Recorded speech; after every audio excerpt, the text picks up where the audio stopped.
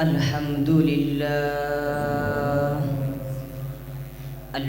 لله وكفى والصلاة والسلام على من لا نبي بعده أما بعد فأعوذ بالله من الشيطان الرجيم بسم الله الرحمن الرحيم لقد من الله على المؤمنين إذ بعث فيهم رسولا صدق الله العظيم وصدق رسوله النبي الكريم وقال النبي صلى الله عليه وسلم إنما بعثت لأتمم مكارم الأخلاق أو كما قال عليه الصلاة والسلام۔ سب سے پہلے مشیت کے انوار سے مشیت کے انوار سے نقش روئے محمد بنایا گیا، پھر اسی نقش سے مانگ کر روشنی بزم کونوں مکاں کو سجایا گیا۔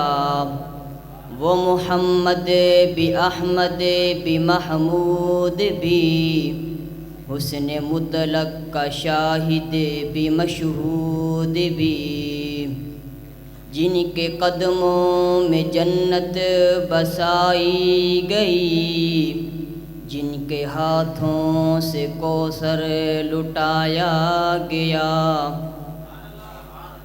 میرے واجب الاحترام عزیز اساتذہ اکرام اور میرے ہم مکتب ساتھیوں، السلام علیکم ورحمۃ اللہ وبرکاتہ۔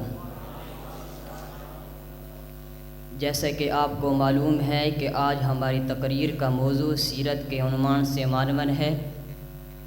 حضور صلی اللہ علیہ وسلم کی سیرت ایک بحر بے قرار ہے، جس کے ساحل تک پہنچنا انسانی طاقت سے بحر ہے۔ حضور صلی اللہ علیہ وسلم کی سیرت کے بہت سارے پہلو ہیں، ان پہلوؤں میں سے 4 پہلو نمایاں ہیں۔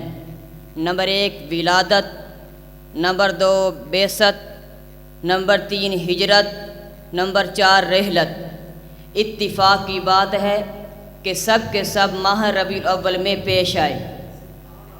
ملا علی قاری رحمۃ اللہ علیہ اور تھانوی رحمۃ اللہ علیہ فرماتے ہیں، لِهَذَا الْأَشْهُرِ فِي الْإِسْلَامِ فَضْلٌ وَمَنْقَبَةٌ تَفُوقُ عَلَى الشُّهُورِ ربیع فی ربیع فی ربیع نور فوق نور فوق نور۔ پہلے 2 9 ربیع الاول کو پیش آئے، دوسرے 2 12 ربیع الاول کو پیش آئے۔